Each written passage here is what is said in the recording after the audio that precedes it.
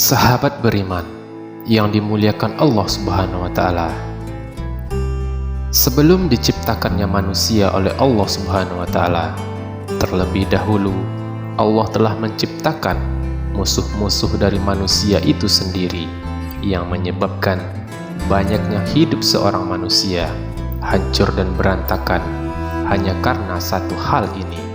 Pada hakikatnya, setiap manusia yang diciptakan memiliki kesempatan untuk menggapai hal-hal yang diinginkannya dengan cara-cara yang baik dan halal sesuai ketentuan Allah Subhanahu wa Ta'ala. Misalnya seperti harta, kedamaian, ketenangan, keberkahan, dan semua kemudahan.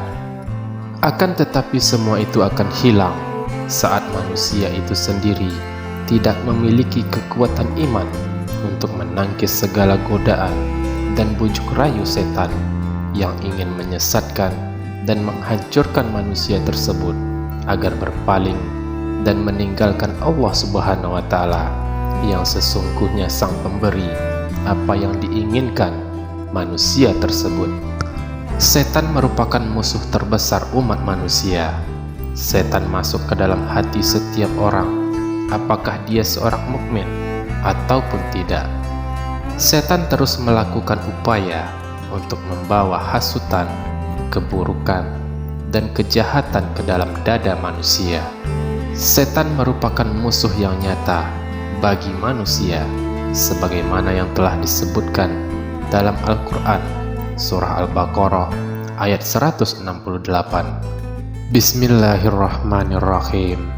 Ya ayyuhan nasu kulu mimma fil ardi halalan tayyiba wa la tattabi'u khutuwatis syaitan innahu lakum aduwwum mubin. Shadaqallahul azim. Wahai manusia, makanlah dari makanan yang halal dan baik yang terdapat di bumi, dan janganlah kamu mengikuti langkah-langkah setan. Sungguh setan itu musuh yang nyata bagimu. Setan tidak mengarahkan seseorang kepada dosa dan kejahatan, melainkan menghiasinya secara bertahap.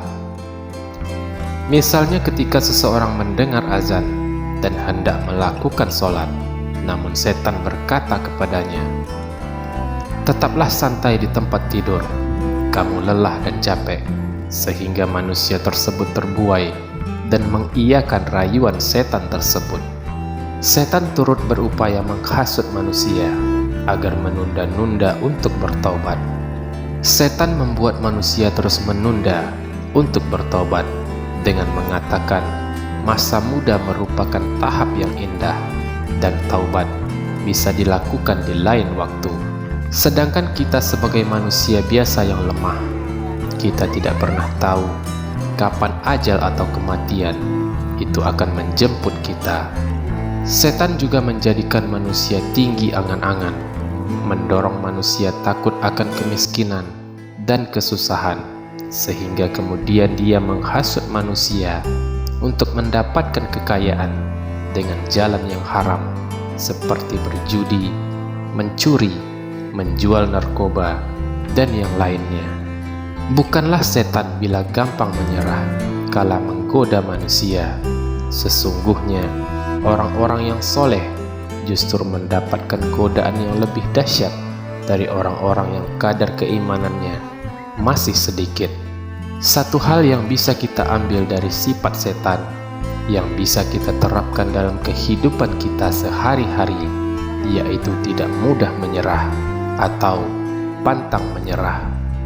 Sahabat beriman yang dimuliakan Allah Subhanahu wa Ta'ala, setiap muslim memiliki potensi untuk dipengaruhi oleh setan, sehingga sudah sepantasnya jika seorang muslim untuk selalu memohon kepada Allah Subhanahu wa Ta'ala agar diberikan perlindungan dari godaan setan yang terkutuk.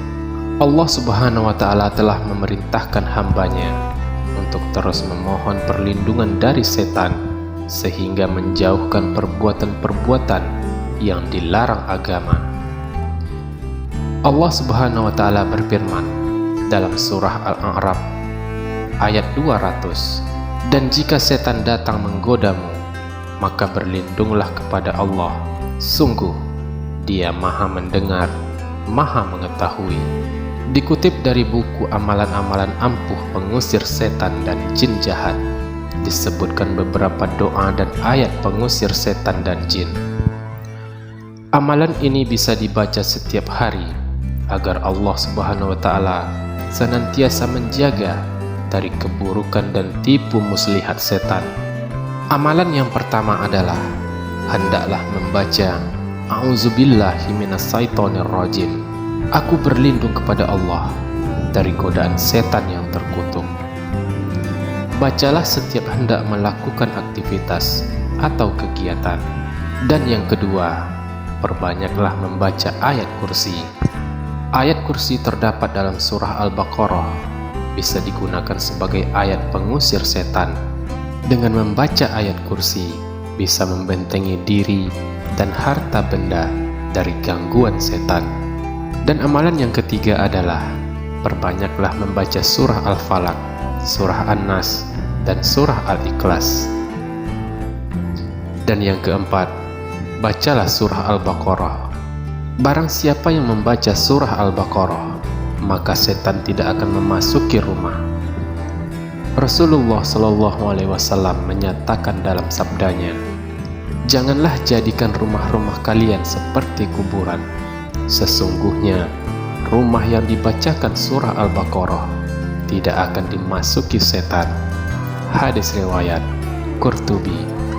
Dalam hadis lain, Rasulullah SAW juga bersabda, barang siapa yang membaca surah Al-Baqarah di dalam rumahnya pada malam hari, maka setan tidak akan memasuki rumah itu selama 3 malam. Hadis riwayat Muslim. Sahabat beriman yang dimuliakan Allah Subhanahu wa Ta'ala, jin dan setan memang merupakan musuh yang dapat menghancurkan kehidupan manusia. Bisikan dan rayuannya menyebabkan umat manusia terjerumus ke dalam hal-hal yang tidak baik, sehingga dapat menyesatkan umat manusia tersebut.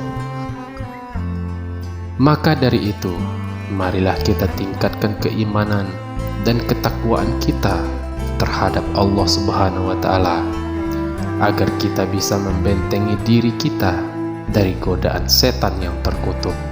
Sahabat beriman yang dimuliakan Allah Subhanahu wa Ta'ala, demikianlah pembahasan kita kali ini. Mudah-mudahan bisa memberikan manfaat bagi kita semua yang sudah menonton. Amin. Allahumma amin. Assalamualaikum warahmatullahi wabarakatuh.